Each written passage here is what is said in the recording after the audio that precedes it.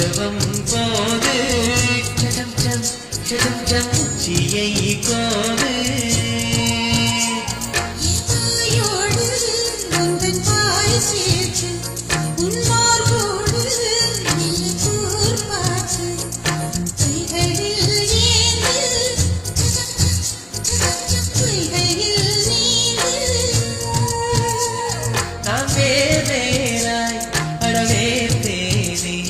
ஒரு பார்வை உரை பார்த்தேனே சிற்றின்பம் என்றது யாருங்க சொன்னது பேரின்ப தாமரை காடுகிறது